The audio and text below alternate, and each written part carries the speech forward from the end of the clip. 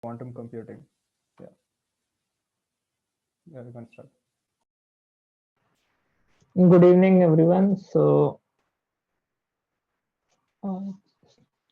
so I will start with my introduction because I generally stay under the covers. So I am assuming most of you don't know me.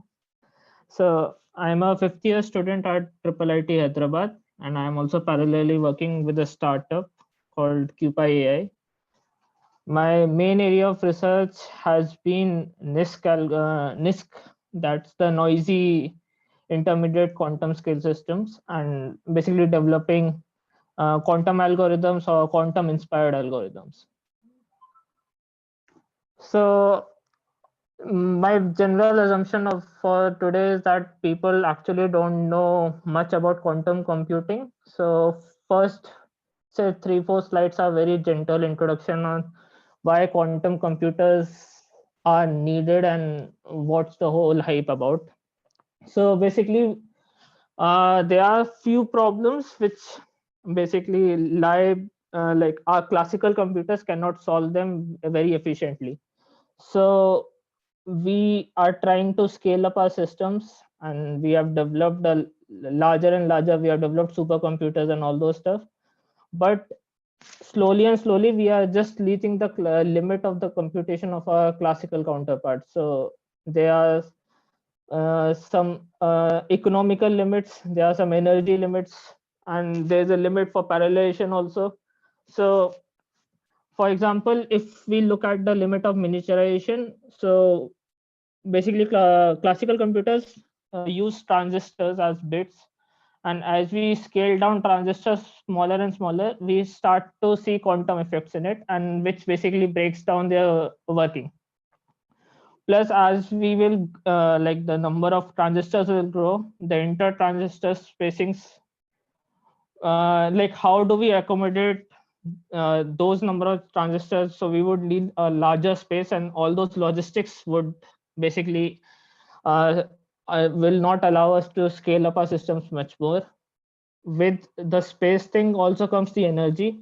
Like your supercomputer, for example, supercomputer will technically need its own power plant uh, to boot up and all to compute useful information, because it would require that much amount of huge amount of energy, and as it would use up energy, it would also generate that much amount of heat, and you will require a larger cooling systems. So basically a lot of energy would go then into the using that cooling systems. And fourth limitation is the parallelization, that the number of like the amount of speed up you can gain from parallelization. We developed GPUs and all, but even for them there is a limit to which like how much parallel can we do and how much speed up can we gain from this parallelization. So basically, so there are certain limits to classical computers in the end of the day, and to overcome these limits to solve problems much efficiently, there are certain problems. So we try to go beyond like this paradigm, classical paradigm, and we try to see there were some biological computing, neuromorphic computing, and there was a speculation that maybe because nature is some is quantum mechanical system, so maybe we can use quantum mechanical systems for computing. So the fundamental difference between what like classical computer and a quantum computer is the individual information storage thing, that we in classical computer we call it a bit.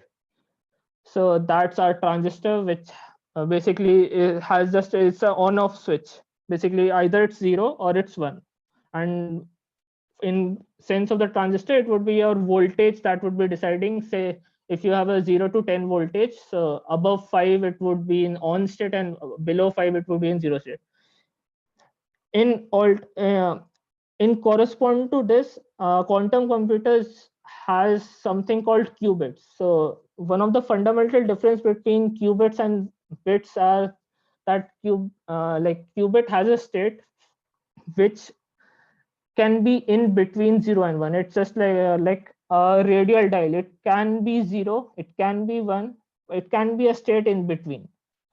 And this state this state is represented in mathematical form as a psi, and this psi can be represented graphically in a diagrammatic way in a block sphere. It's just for the representation. So for example, say my this state psi can be represented on this block sphere, and this is just a mathematical way of saying this a corresponds to this cos theta by 2 and b corresponds to sine theta by 2 into a phase factor. So now so basically my whole computation would depend upon changing the state of this qubit using certain operations. And how do I realize a quantum computer would basically in the end like trickle down to how do I realize my qubits.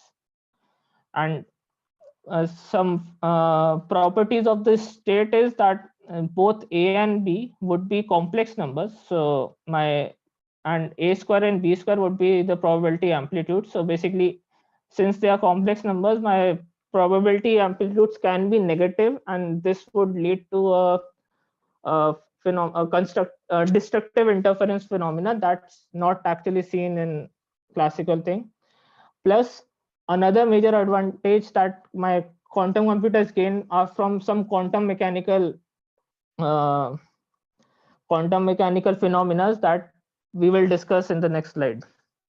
So these phenomena are superposition and interference, entanglement, and so basically, since my classical bit can stay in either 0 or 1, in alternate to this, my qubit can stay in a state which is in between. So there's an exponential states that it can be in, and on these exponential states, I can actually do I can do computation. So there would be an exponential amount of Hilbert space that I would be traversing. Similarly, for my now my quantum state, actually now there's another thing known as interference. So basically my uh, in, uh, so basically if I have a state psi which is a superposition, so I can actually interfere with it, and it can actually collapse to either 0 or 1. So basically a constructive, it can uh, interfere with its own self to either collapse to 0 or 1. Similarly, there's another phenomena, entanglement, which is not seen in classical scenarios. Now, this entanglement, what I mean by entanglement is something like this. Suppose you have two particles. So if they're entangled, I cannot represent their states individually. In order to represent their states, I have to I need to have I have to represent them both together. There is no way possible I can have a separate state for both of them. So this allows for something like if I alter state of one particle, the state of another particle would automatically change accordingly. For example, if I in this for the state size 0 0 plus 1 1, this is something known as Bell state. So if I do a measurement on 0, I am confident that my another state would also be in 0, because it cannot stay in the other state, because as soon as I do a collapse here, just a second, let me uh, yeah and another thing is measurement. So basically now my qubit is in a superposition, but in the end of the day, when I do a measurement, basically a readout from the state of the qubit, that would basically destroy my my superposition, and it would collapse me to a 0 or 1 state. So in principle, my quantum computer would use superposition and entanglement and also interference to gain a kind of advantage over my classical computers to perform a certain computation in a much faster way. Now there are different designing techniques, like different types of quantum computers and different designing techniques. So there are around three types, and there is another type which I haven't mentioned here, which is technically not a quantum computer, but it's a quantum inspired computer. So the first type is the digital quantum computers. So these are the what we known as the universal quantum computers. So these can allow us to perform, say, gate based quantum computation. So basically what these would, in a very simple sense, we can use quantum mechanical systems to realize qubits, and we can control those qubits to perform certain computations. We can change their basically states. Changing their states would mean that we are doing some computation. So if we have such a system where my quantum mechanical state can be altered using certain operations, and those operations would then correspond to, say, a computation, that's what a digital quantum computer basically encompasses. So that's what the general idea of a digital quantum computer is. And the current realizable digital quantum computers are called NISQ hardware, like the NISQ devices. And we will see what the definition of NISQ is in a while. Another type of a quantum computer is the quantum annealer. So this type of this is polynomially equivalent to what my digital quantum computers can do if I choose my Hamiltonian correctly. So basically, the idea behind quantum annealer is, so I try to find a Hamiltonian which basically represents my computation, which basically represents my target optimization, target problem. So once I have a certain Hamiltonian which represents my target Hamiltonian, I can actually say, if I can simulate, I can basically simulate that Hamiltonian, use the simulation for that Hamiltonian to, say, go in its energy landscape, perform certain like go traverse its energy landscape in an efficient way, such that I can either go to its ground state or something like that. So I map my computation to finding its ground state or finding a trajectory in if one of its excited states, something like that.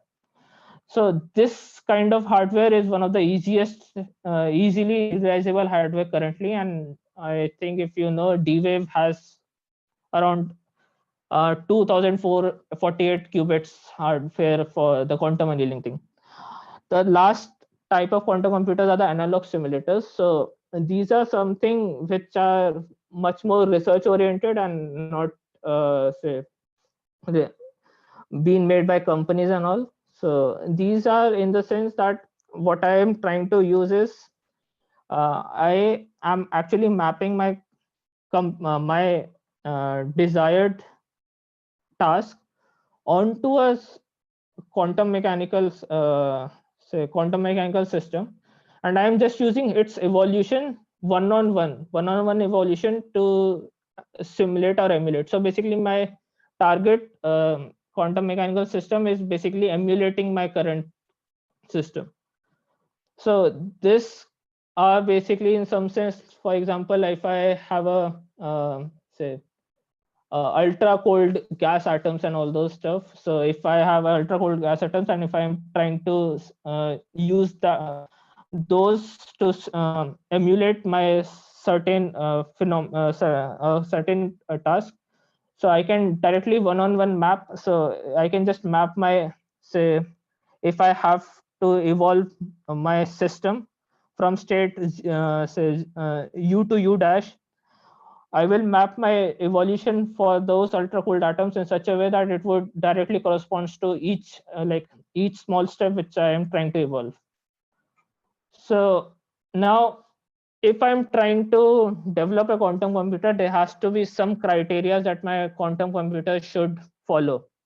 Now these criteria are known as the Vincenzo criteria. So these are generally for a universal scale quantum computers, and we will see, like, the current hardware does not follow a lot of these criteria right now. So one of the first criteria is that the physical system that we are using to design a qubit should be scalable and should be well characterized. Well characterized mean its energy levels 0 or 1, the state, basically the 0 state and the first state, should be easily marked. For example, in the, say, generally we can maybe use frequency to mark the energy levels, that for this frequency, if I say for this frequency level it should be in 0, and for this frequency level it should be in 1. Say my spin state up and down, it's an easily well characterized, like if it is an up state it corresponds to 1, if it's a down state it corresponds to 0. Similarly, there should be an initialization process available for my quantum computer, in the sense that I can initialize my qubits to a pure state or a state that I want. Like, I should have an initialization algorithm. It can either start it to a 000 state or some state in between. Then third thing would be my decoherence time should be longer than my operations time. This means basically, so in order to perform the operations, the phenomena such as superposition, or so what has to be present is the coherence between the qubits. So basically, my qubit should retain that superposition. It shouldn't slide like on its own, go down to either 0 or 1. It should retain that superposition for long enough period till that my computation is finished. Fourth criteria is a universal set of quantum gates. By universal set, what I mean, what I mean here is that a set of gates which basically performs all the computations. For example, if I have a Clifford plus T basis set, that would general perform all my quantum, or like all my operations that can be performed uh, in like in the Hilbert space. I can go from any states u to u dash using all those operations. Another universal gate set would be uh, uh, rotation gates rx, ry, rz plus a phase gate and a c naught, a 2 qubit gate. So these should be is this chat thing okay?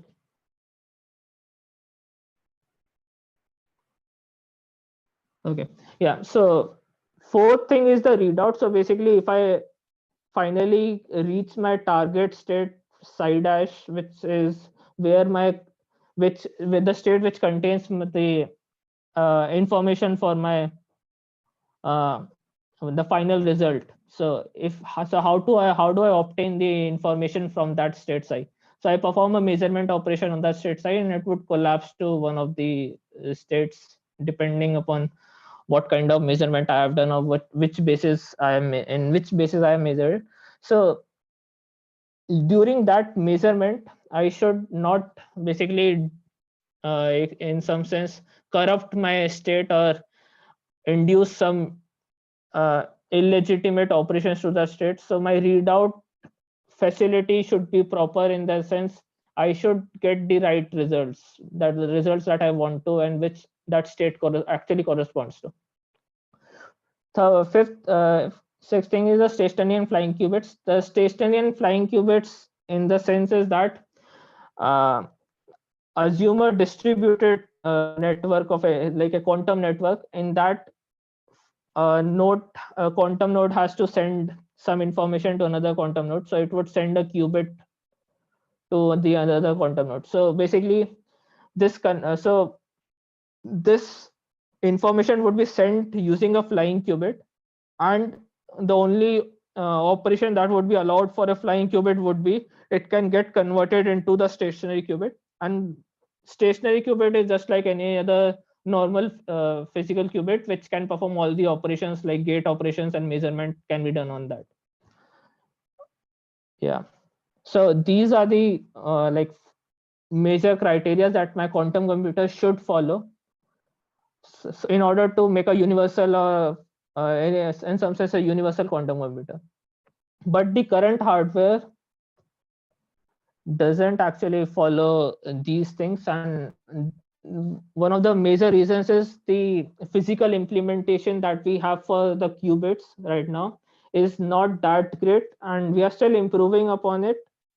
So the current physical implementations, I am noting down few of them. They are much more than these, and even each of these have many subparts, like many types. Even in like in superconducting loops, there are many types like transmon qubits, fluxmon qubits, and all those. So when I am talking about a qubit, there would be three things that I like a physical implementation of hardware. I would be looking at three major things. One would be the coherence time, how much time it can like retain its superposition. Second would be the gate operation fidelity. So how correctly my operation is performed, and I will right now tell you like what do I mean by this operation. And third would be the how like the topology of the hardware, basically how well connected it is, how qubits can interact between each other. Now, why this interaction is important? It is important for uh, entanglement to take place, like to use a phenomena like non-local phenomena. So like for example, if I take an example of the superconducting loops, so in the general idea for realizing qubit as a like a superconducting loop as a qubit is, I will try to use uh, superconducting loop as a harmonic oscillator. So it would have a 0, 1, 2, 3, 4, 5, 6 state. So because it would be a simple harmonic oscillator, I would have to induce some non-linearity into it. So I basically introduce some kind of something known as Josephine junction.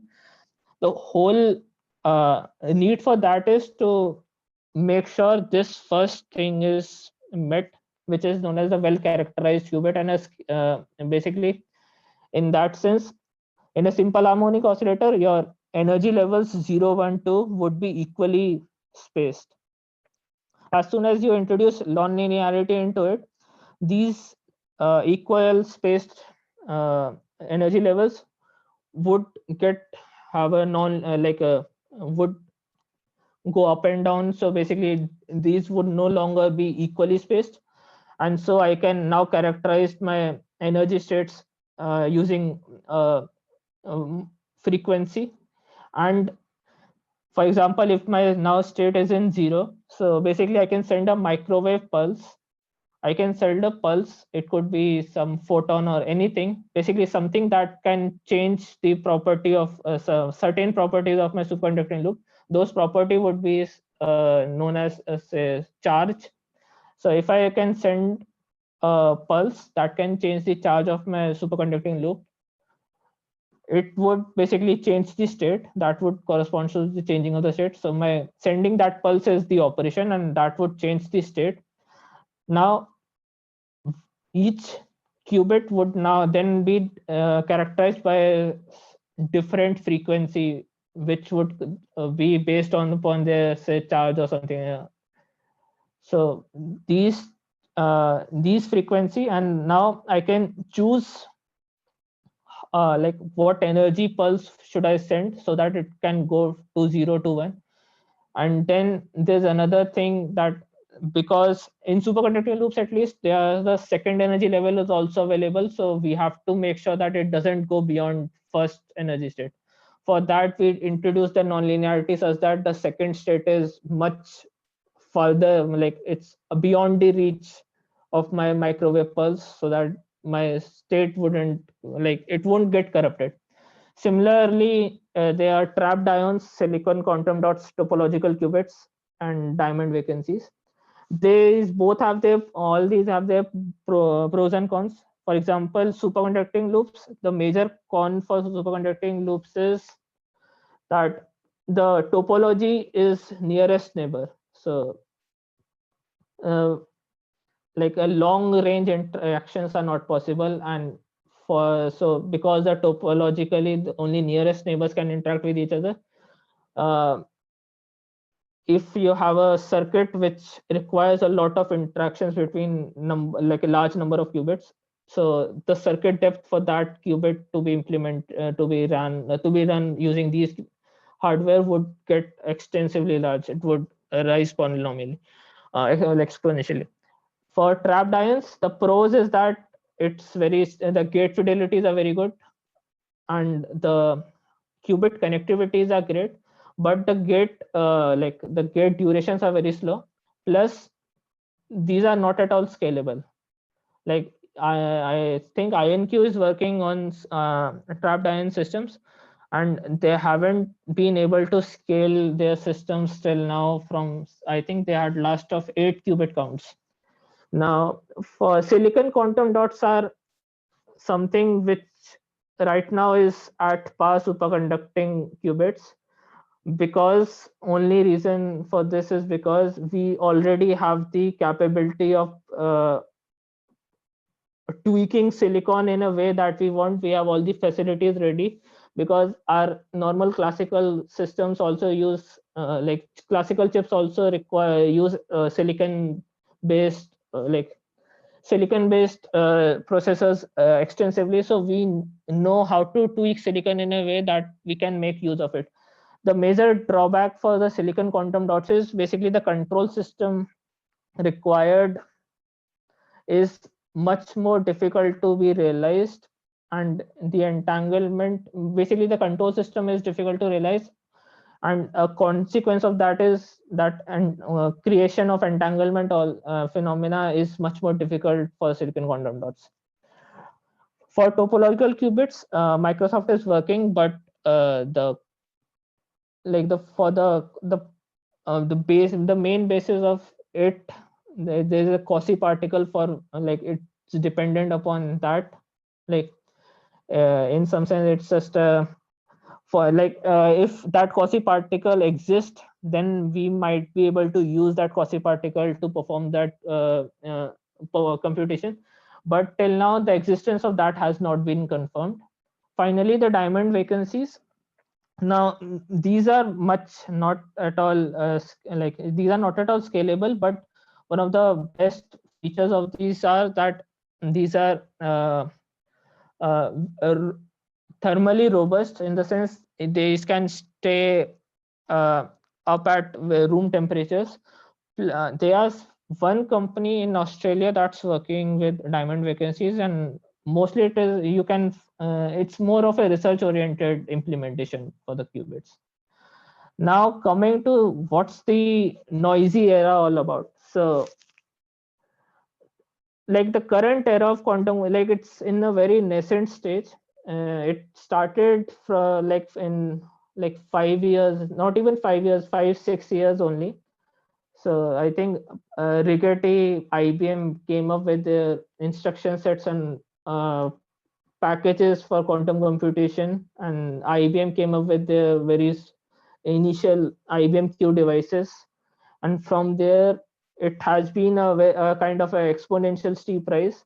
So right now there have been a lot of buzz in the corporate sector. There has been a lot of buzz in the academic sector, mostly because it's like the third industrial revolution, in the sense that if we miss this, we are going to miss a lot of a huge part of the future. So right now, when I say the noisy era, for the first aspect of the noisy era is the amount of noise quantum computing is creating in the whole industrial sector and whole academic sector. Whole all the top shots, Google, IBM, Microsoft, Amazon, all of them are basically trying to develop their own full scale quantum computers, and recently there has been few supremacy announcements. First, one of them was done by Google itself, uh, by when they were guided by Martini. Later, he had to leave the group because of certain disputes. And IBM then commented about their supremacy claim as it isn't technically a really great supremacy, that they told that it would take around 10,000 years. IBM guys then said that, okay, according to our calculation, it could be done in 4 to 5 days. So it's an advantage, but not that of a supremacy scale advantage. Recently, again, a Chinese group has shown a quantum computation advantage using photonic quantum computing, and I hadn't mentioned photonic quantum computing here, but there is another paradigm of optical quantum computers on which this company Xanadu works. So basically, they realize the qubits using something known as clustered states, and it is then dependent upon another say realization of quantum mechanics in a continuous variable space, which I don't want to get into. So yeah, another aspect of the noisy era is the qubits, the kind of qubits we have. So if I go back to this slide, I can show you the fidelity, or say the coherence time. If you say these coherence time, except for the trapped ions, are not at all a really good coherence time that would actually allow us to do some useful computation on a quantum computer. So one of the major reasons why these coherence times are such low is because we are not able to isolate our quantum computers from the environment. So there's a lot of noise. We don't have enough like good materials that could basically can be isolated at such low temperatures.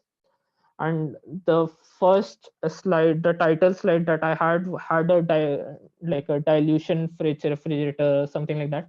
So basically we try to cool down our system so that there would be no thermal fluctuations. We tried to isolate so there would be no vibrations and all those things. But in the still we see that there are a lot of noise that are present in the systems, and so the qubits currently are characterized as a noisy qubit era. And these systems, which are say in between say till 10, I think 1000. So John Preskill basically said all the quantum systems currently which are realizable and in a foreseeable future for say next 5 years would come into a NISQ era of quantum computing. And these the characteristic of these systems would be they would be have a very limited amount of good and robust qubit. By good I mean quality wise good, like their coherence are characterized by T1 and T2 times. So their coherence should be good. They should be robust in the sense that the noise shouldn't affect their computation much. Limited connectivity is in the sense of the topology. My qubits should be able, like I should have an intensive connectivity between the qubits. I can have a like a best kind of connectivity would be all to all, but that I don't think would be possible in near term systems. So and plus they has an imperfect control over qubits. So because when you like even we use optical pulses, we use microwave pulses to interact with our the physical systems which are realized as a qubit. So basically those pulses itself we don't have enough precision. We have precision but not that enough precision that is required. So the control over qubits is still imperfect. Now if we are using a imperfect say pulse or a operation, so that would actually lead to certain errors in the system. Or if it interacts with the environment, which it actually is doing, so that would also lead to some errors. So there are some coherent and incoherent errors present in the system, and right now we cannot fix these errors because there is no scope of quantum error correction. There has been some work being done, but it's not still not scalable enough. And another would be the gate. The circuit depth is very much limited, basically because the uh, connectivity of the qubits is limited. The direct consequence of that would be my circuit depth would be limited. Plus because my coherence is limited, another even that would also cause low circuit depth. And the final characteristic is the speedups are only speculated speedups, and in general we don't really know if it would actually lead to something significant. There are results coming, but still there's a lot of parts that are missing. Many of these results are actually cherry picked data publishing that's been taking place. So using this graph, if I can explain, so if my limiting error rate is this, till this area, this whole region is my classically simulatable things that my quantum devices can do, which we can verify using a a classical machine. This area is where my NISQ can take advantage over a classical device. And if we go beyond, say, 10,000 qubits, only then we will and have a error rate much less than 10 raised to the power minus 2. So only then my error, like I could be able to perform some useful quantum computation that would actually come into the fault tolerance region. Right now we are into this area. We are stuck here. We have to go beyond this. So when Preskill basically coined the term NISQ era, there was a vision behind this, and this vision can be broken down into some 9 key points. So the first thing is, as researchers, we can experiment and test with NISQ computing. It's basically the test bed for us that we can design certain we can basically right now do miniature uh, testing of our algorithms. We can test Shor, like there have been experimental demonstration of Shor algorithms and all those, but they are very much limited. There have been demonstrations of Grover, but in the end of the day, they are very much they are not anywhere close to do something useful. We still don't know that speed ups for the problems would happen, but there the speculation is there, so we need to find ways to make that happen. So one of the way to do this is to use hybrid quantum classical algorithms that we will be studying in a while. Then another would be to accelerate. So one thing that a quantum device like a NISQ device can do is it cannot perform all the say the or like a very difficult computation on its own, because it's very much limited by in its capabilities, but it can actually aid a classical processor to perform, say, accelerate its working.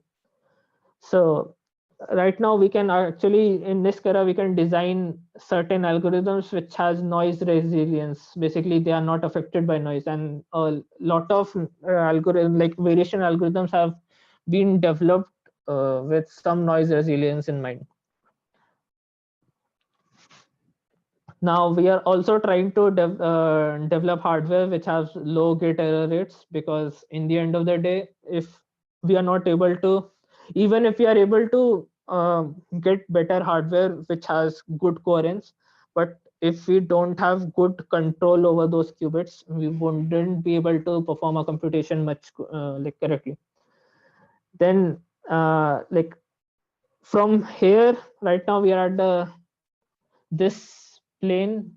The only way forward to move here is to the fault tolerance regime. So the final point would be that the technologies that we are trying to develop should be like should make us move towards that fault tolerant regime. Now, why quantum error? Like, we had a look at why these qubits are like why these. I told that these qubits are noisy. So what kind of noise is there that's basically doing the whole damage to our computation? So these errors can be said as bit flips or phase flips. So basically, for example, if I have my qubit in state 0, maybe there is some kind of error that knowingly puts a not gate on that qubit. So it basically changes between E0 and 1. Phase flip errors. So there could be a phase rotation, and we saw a block sphere, we saw the state. So basically it can recess around the Z axis. There, the gate errors that I recently, then there could be decoherence, which is basically my information, my qubit can get coupled to my environment and information can get lost to the environment. Then finally would be the readout error, that my quantum computer is performing perfectly, everything is working fine, my states are able to, my qubits are able to evolve, but when I do a basically when I do a measurement on this, and when I'm taking out the information from that probability distribution that comes, basically my information is getting corrupted there. So even a readout error is one of the uh, major cause behind like why our current devices are not able to perform very correct, like really good. So one way to fix all these errors would be having quantum error correction. So that would basically like making use of something known as a connection, like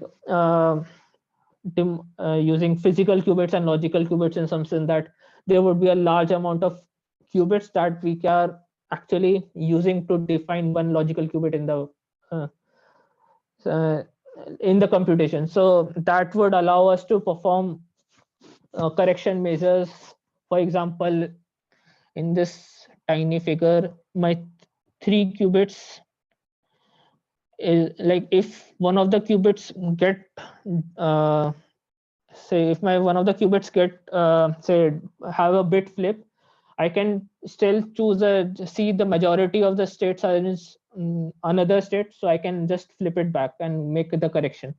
So this is kind of an idea between, I can use like a large amount of physical qubits and map them to one logical qubit, and do some kind of a majority, seeing that okay, my majority of the states are this, so maybe this single qubit was corrupted, and I can make amends for that. So I can do this. Another thing would be error mitigation, that I like I know what kind of errors, because I know my hardware, I know what kind of errors would be introduced into the system. For example, I know my, say if I'm my pulse is somewhat, say it actually adds zero 0.5 times like zero 0.5 say megahertz of energy every time when I use that pulse. My switch is some kind of is a little loose. So keeping that in mind, I can actually make changes while doing the final computation for that error that I am like I know about that error. So I can design a computation procedure or a mechanism that can actually like it can mitigate those errors which I actually know about. So these things are actually being looked at, and are major breakthroughs in this era can actually be revolving around the error mitigation, in which we have a proper hindsight and a proper knowledge about our hardwares, and we can use those knowledge to actually see how we can have certain procedures which be like without using the standard quantum election protocols, which actually would make us use would require a qubit head over. We can use certain computation techniques and algorithms which can actually mitigate the error using the current number of qubits which are available. So another another solution to this would be to use my quantum computer in a very limited fashion, in the sense that I would only perform my my major problem on the quantum computer, and rest would be solved by classical computer. So only that bottleneck of the problem would be solved. For example, if I am saying, if I have to do a very big mathematical calculation, and say in one step I have a matrix to multiply, so I would perform all the other addition, subtraction, and all those stuff on my classical computers, because my classical computers are much faster for those stuff. They are built for those stuff. But for the matrix calculation, I have some algorithms like HHL that can perform matrix calculation, like matrix multiplication, all those stuff much faster. So I can use those algorithms. Like I can use my quantum hardware to specifically just do that one step and take my answer from, like, it's basically using that hardware as an accelerator, in the sense I can just using it for just one step, which is my classical bottleneck. So this solution leads to a kind of a hybrid architecture that we are currently in the NISQ era we are currently using, and maybe in the future it is here to stay. Because even if quantum computers become a universal quantum computers becomes a reality, my classical computers won't get like, they will also be here, because there are many things that a quantum computer won't be able to do that efficiently as a classical computer can. So quantums, so basically the whole idea behind this is, I have a computation task. So what I would do is, I would uh, separate my my computation task uh, into two parts. One part would be what is easily doable on my classical machine. Another part would be what is the bottleneck for a classical machine and can be done on a quantum processor. So this kind of a partitioning I can do. And even so, if I do this kind of a partitioning, I can actually I'm basically removing burden from a quantum processor to perform a very hectic task. I'm just using it for, say, some shallow amount of time, like for a short amount of time, so that my decoherence doesn't disrupt my whole calculations, and I'm able to do some kind of a useful stuff which gives me the some kind of advantage. So another thing could be, for example, would be in partitioning, we can also partition the quantum circuit itself. For example, there could be a say, it could be broken down into sub circuits. One of those circuits could be processed classically, and rest of the part of the process, like of the circuit, could be processed using a quantum processor. Now this, if you see here, the I have a whole quantum circuit here. Then I am basically doing a circuit partitioning. Now, one major area of research would be how to perform this circuit partitioning very efficiently, or how to perform not just this circuit partitioning, or so given a computational task, how would you determine which is the task my classical processor should do and which is the task my quantum processor should do. So how to automate this procedure. So I would then basically separate partition my problem into two parts, one which is quantum easy and another would be which is classical easy. Now I would respectively give these both to the respective processors, and they would do the calculations. Whatever measurement outcomes come, then I should have a algorithm ready or a procedure ready which can combine both of these results and give me my final answer. Now, based on this kind of hybrid architecture, there have been very recent developments upon for certain kind of algorithms which basically will use these kind of this partitioning kind of thing. So one of those major algorithms is VQE. So the diagram here actually doesn't represent VQE. It actually represents whole of the VQE like algorithms. It's much more generalizable than VQE itself. So what we do is, suppose we have a target system, like a problem. So the first part of the problem would be how to encode that problem into, say, my quantum computer.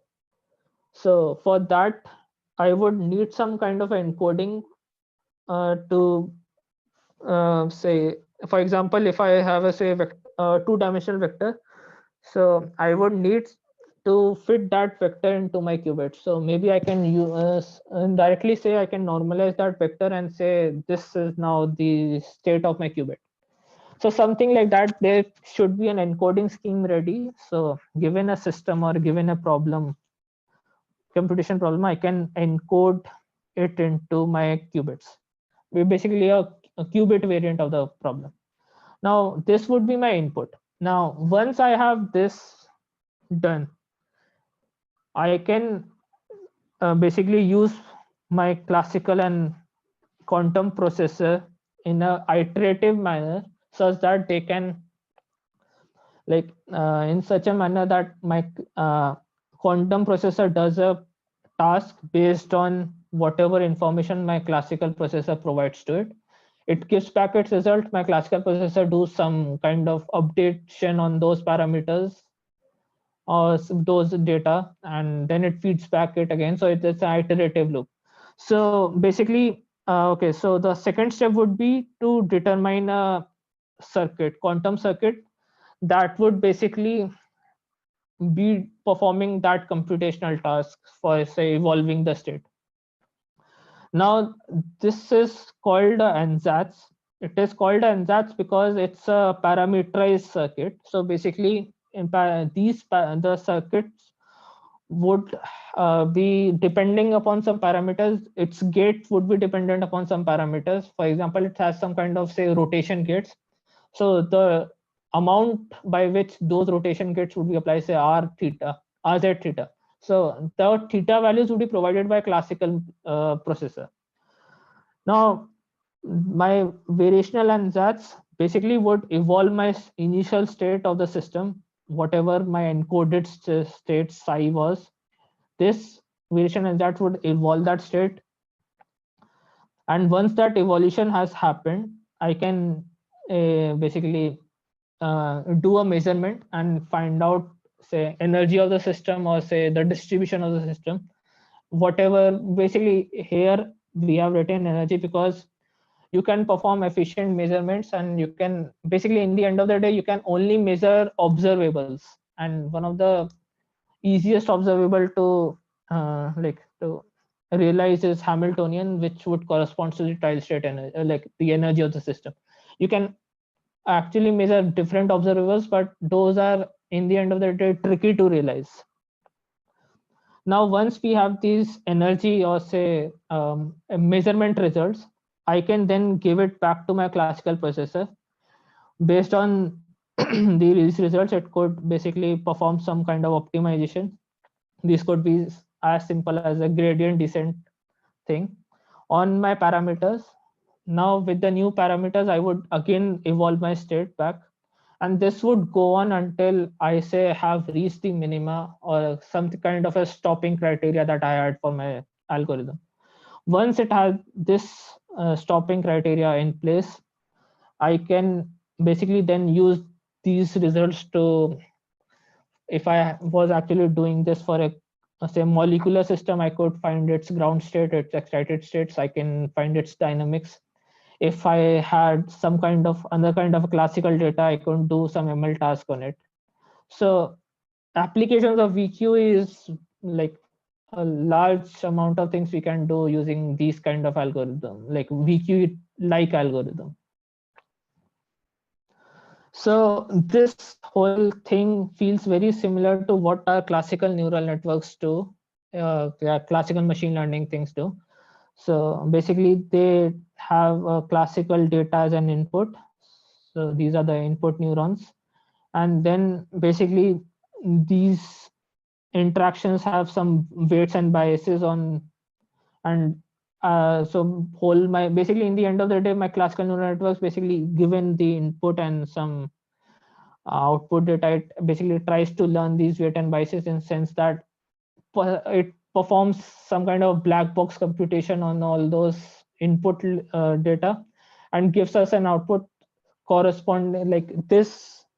Like it basically tries to learn what computation that should have been happening to connect my input and output. So this kind of learning is basically what was realized in this VQE setup. So something similar is actually done here. So in a VQE like system, or say VQE like algorithm, or say in general, larger aspect of it would be the quantum machine learning part of it. We would be basically using parameterized circuits. Now here it is a quantum data. In it can also be a classical data, So it would just have an additional step that this classical data would then get converted into, we have to somehow encode it into a quantum state, and that would then turn into a quantum data. This encoding could be as simple as, say, uh, I can use uh, I can use the angles of my block sphere itself. I can uh, make, or I can also do certain kind of I can basically do amplitude encoding, I can do basis encoding and all those stuff. So there are different encoding methods available. So once I have encoded my classical data into the quantum data, I can basically try to use parameterized unitary circuits. I can find some output state. I can train the whole do the whole training process similar to what is done in a classical method, and finally basically get the like do a certain kind of a learning process which are similar. So one major thing would be, like, one drawback here would be the encoding part. Like, even if we say quantum machine learning is very much like, it's sparkling and charming, and but this encoding from classical data to the quantum data is one of the fundamental, like, drawbacks in a QML setup, because we don't have QRAMs ready. So the encoding part, a large scale encoding part, would be very difficult to achieve.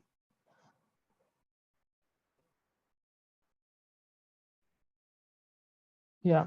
Second application for uh, NISQ algorithms would be quantum optimization. Now, in general, these quantum optimizations are much more feasible for a annealing based hardware, but because both annealing and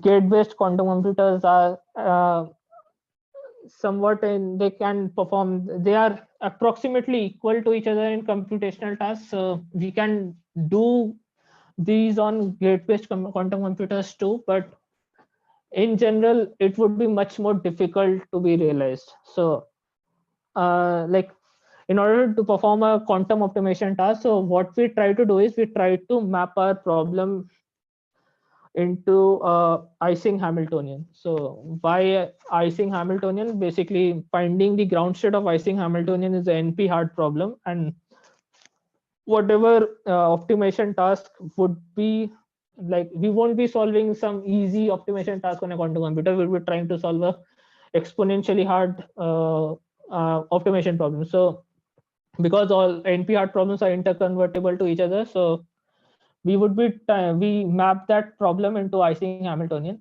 Now the second step would be to reduce my locality, basically doing a locality reduction in some sense. So my initial Ising Hamiltonian would have a lot of interactions term, in the sense that it can like, there could be multi-particle like interactions. So basically I limit my interactions because my hardware cannot actually realize all like these three body interactions. So because of the physical relation of the hardware, I have to do a locality reduction, and once I do this locality reduction, I go to a I can see this get reduced to a kubo. So it's a quadratic unconstrained binary optimization problem, and once this is there, basically this is, a lot of optimization problems can be directly mapped into a kubo kind of setup, or a mixed binary optimization problem. So once I have this kind of realization, I can basically directly convert it into a Ising Hamiltonian, or vice versa. So the easiest way to, now if I have a this Ising Hamiltonian ready, or a Hamiltonian in general ready, would be to do a adiabatic evolution. So what I try to do in the adiabatic evolution is, so it based on the adiabatic uh, theorem, that if you start from a ground state of a easy realizable Hamiltonian, say H naught, and you are trying to evolve your system very slowly. I will define what slowly means here, but assume I'm trying to evolve my system very slowly. So if this evolution is slow enough, then it would eventually evolve into the ground state of my target Hamiltonian. So basically, I'm trying to go from my initial Hamiltonian, which is easily reliable, to my target Hamiltonian, which is my which is my Ising Hamiltonian. So this kind of uh, evolution would be easily like much better doable for a annealing setup, for because in that we can actually basically annealing. Basically what we try to do is we try to roam around in the landscape and find a minima of the uh, energy functional, which is my Hamiltonian. So basically I will be roaming around in the Hamiltonian, like the energy landscape of this Hamiltonian, which is defined as a combination of my initial Hamiltonian, which is easily realizable in my hardware setup, and my target Hamiltonian, which is my Ising. Now we can actually convert it into a gate-based system, in sense that we can actually do this kind of like for realizing this Hamiltonian as a series of gates, evolution of this Hamiltonian as a series of gates, we can simulate that. And because this conversion is possible, what I can do is I can use my NISQ hardware to somehow perform what my annealing like my annealing system can do.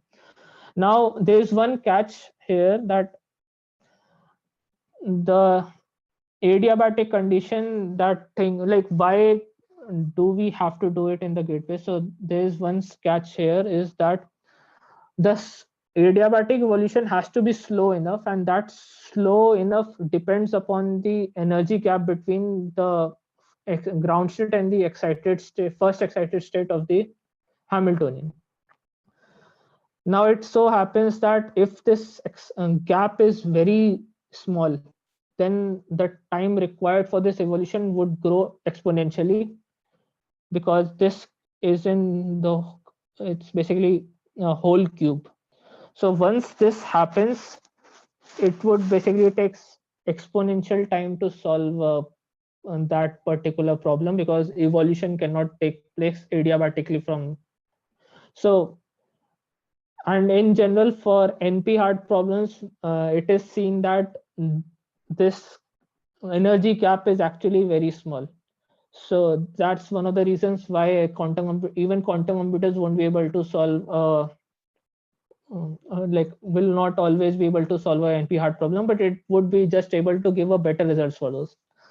So basically, if somehow we over like stay away from this limitation, so what we try to do is we kind of say, okay, we will not consider this adiabatic condition. What we will do is we will try to just evolve our system, say time step we decide on our own, say for say t time step, and we will just like hope that this is small enough.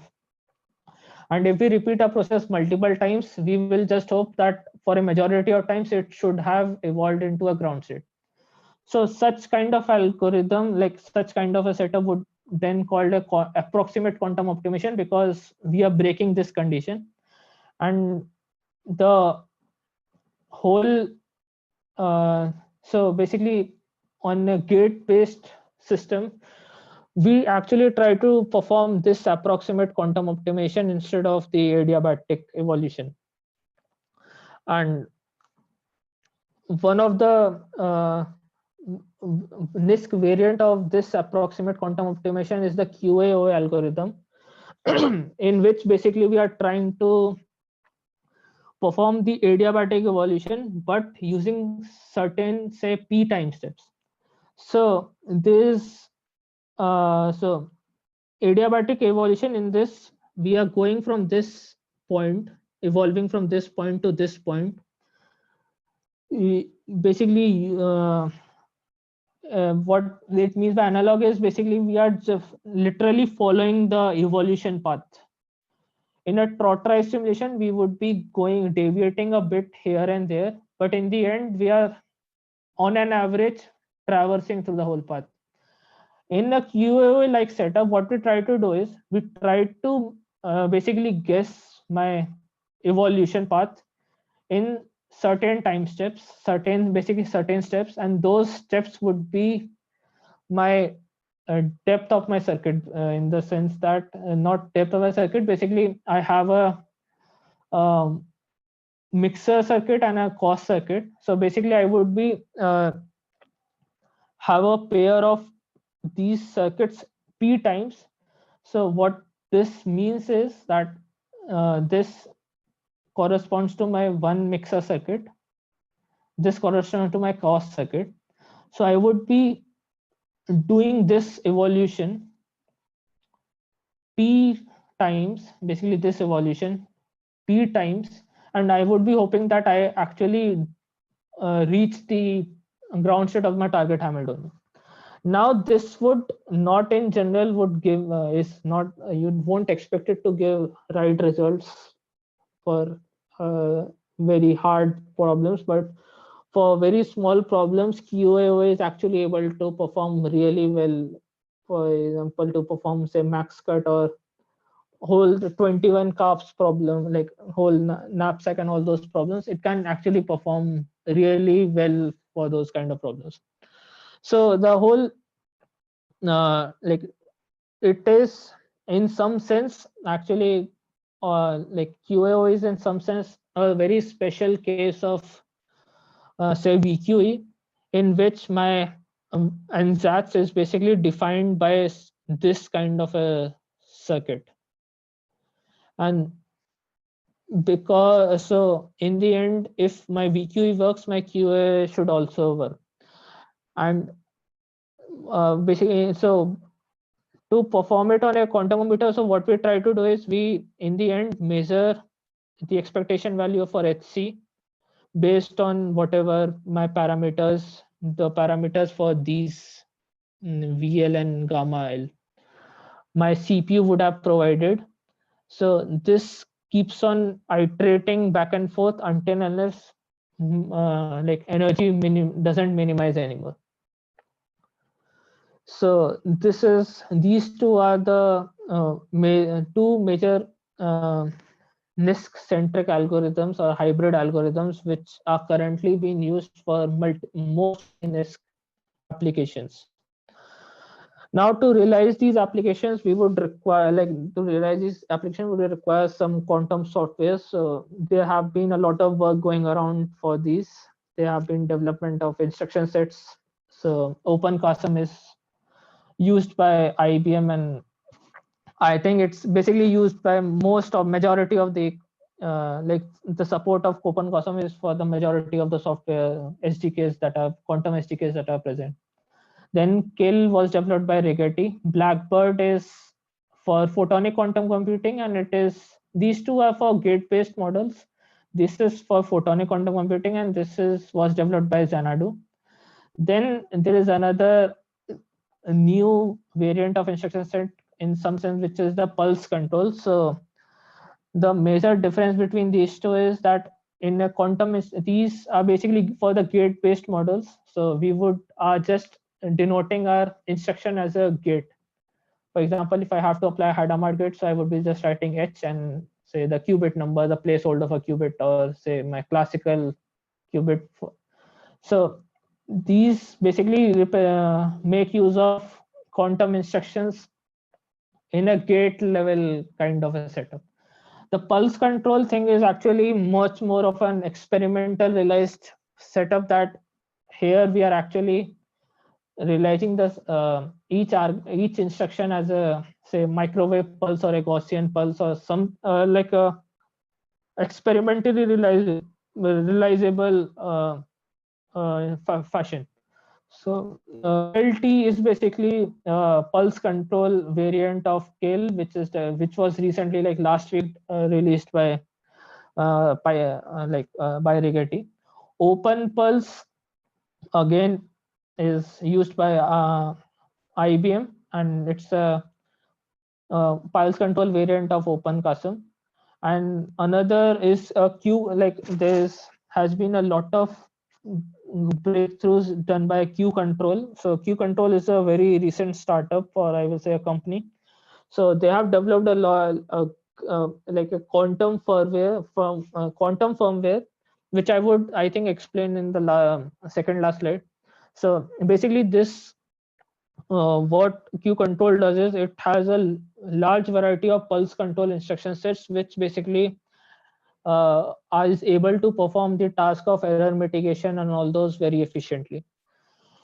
So once you have these are very low level, these are the low level languages. So you would require to code up in a higher language, which is much more easier for us. So there are some programming languages and there are some SDKs. So one of the famous ones are Cirx, Forest, and Qiskit. For Indian perspective, CDAC is developing something called Akash, and for QML, TensorFlow Quantum is one of the major breakthroughs, and Penny also. TCAT is an extended, was initially an extended version of Qiskit, but then they began supporting like all of these. Microsoft has QDK, which basically use QHash. Another interesting thing has been done by Zapata, which they have recently released Orchestra, and they have one of the I would say one of the cleanest uh, backend cleanest SDK I have ever seen is the Orchestra thing. Ocean is D-Wave is for quantum annealing, and Zack is another great SDK. This is supported by LNL quantum computing, like quantum computing group in the LNL lab in America. So these guys are basically it's a C++ based SDK, and basically they are trying to develop all the recent published algorithms in the NISQ paradigm, and they are trying to port it into their framework. So just a naive example to show how this thing works is, say if I have to implement this circuit, which is a Bell state creation circuit in Pikeville, I will, like, this is a very old circuit, so they have now changed the syntax a lot. They have deprecated QVM connection and all.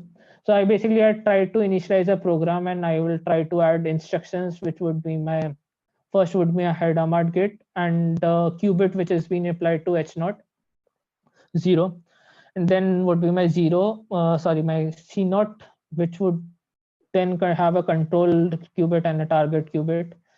And yeah, this we can just skip. And so basically this instruction set that I was telling you, the kill instruction set, so basically this would be mapped to this H0 C0 01 Z1 X1. Now each of the hardware would have their own specific quantum instruction set. So each hardware would actually have a you say a personalized instruction set for the gates, which can run much faster on them. So these are not these are universal, but for each hardware set there would be, like, because in some way how their the hardware is implemented, so there would be certain gates which run much faster and which much more fidelity. So for that I would require a quantum compilation routine. So once I have my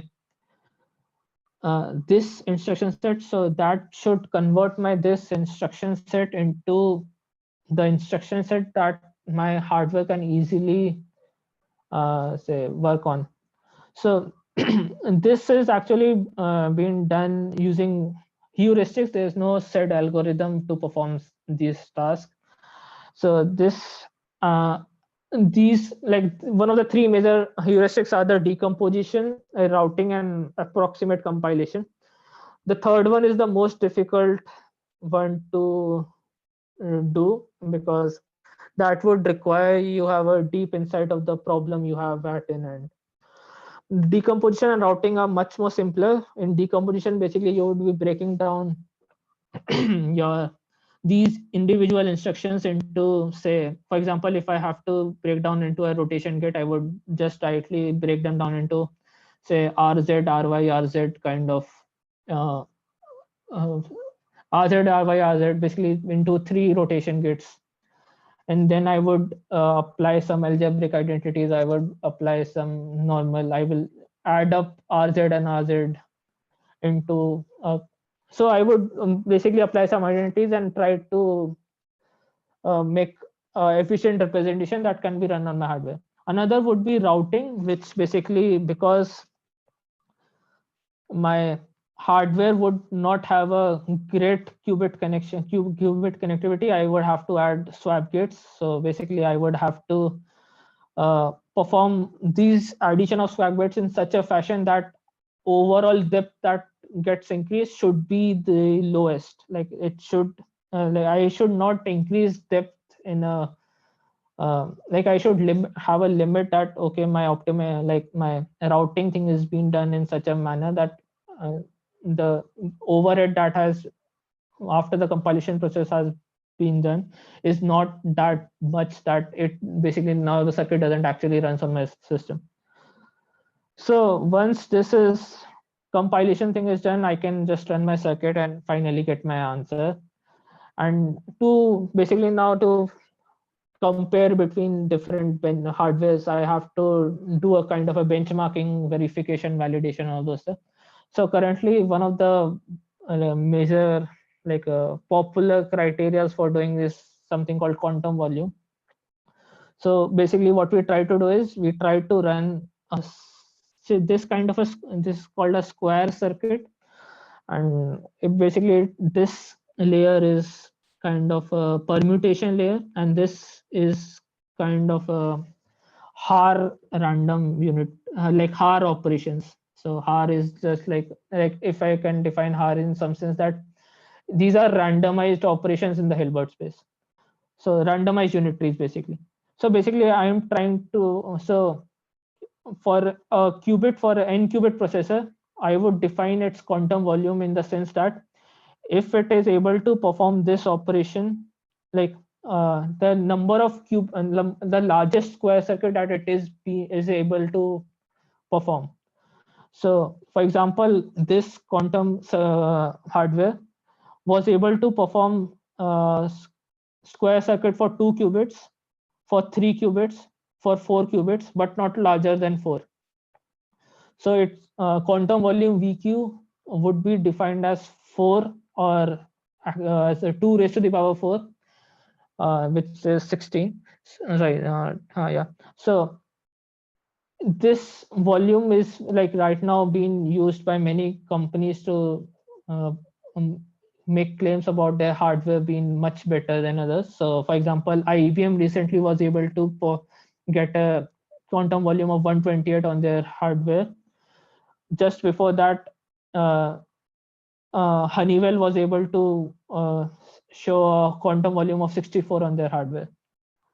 So using all this things, we basically are able to get a quantum stack, which is basically the stack for a NISQ era of quantum computing. So basically there would be some user interface, there would be a circuit generator or algorithmic module, which here could be some hybrid algorithms present here, or these could be like normal circuit generators that I can create a quantum circuit. Then there would be some kind of circuit optimizations that would basically keep, these would be hardware aware quantum circuit optimization that could reduce the circuit depth and add, say, use some circuit identities to reduce the depth. Then there could be a hardware aware quantum compiler, basically, which tries to use these kind of heuristics to make my circuit compatible to be run on my hardware. And then there should be a hardware aware error mitigation procedure that basically tries to minimize the amount of effect of errors, noise that would take place on my computation. And finally, in the last layer would be my physical hardware itself, on which my whole computation will take place. So one of the major difference between a NISQ era of quantum computers and a fault tolerant quantum computers is in the sense that in NISQ era we are actually build like the development of the whole QC paradigm is like in a building block process, a Lego process, like Lego blocks. So we are trying to improve one thing at a time. If we are trying to improve the native gate set, so that's just one part of the whole scenario. We are trying to improve our device connectivity. We are trying to improve our readouts. And once this improvement is done, it can actually be used to basically like it can be used as it is in my FTQC as it is. So we are currently working block by block, and we are trying to get better results. We are trying to improve on our qubits to get better results and to get like to have better advantage to get supremacy out of a quantum computer. But is this the end of say like if we are able to realize a fault tolerant quantum computers, so would that be the end of classical thing? That wouldn't be so, because uh, there have been a lot of work being parallel being done on classical developing classical algorithms which are inspired from quantum perspectives. So these are called quantum inspired algorithms. So these are basically using probabilistic routines, like probabilistic things that basically uh, is present in some of the like it's one of the major ideas in quantum computing is the whole idea of the probability distribution for the wave function and all those. So even there have been development of classical algorithms which are in some sense quantum inspired, and there have been development of even hardwares which are quantum inspired. So one of the hardwares have been by Fujitsu, which is basically a digital annealing hardware, which is basically a classical replication of D-Wave's annealing setup. So one of the major researcher who is famous for dequantizing algorithms is Evan Tang. She works under Scott Aronson.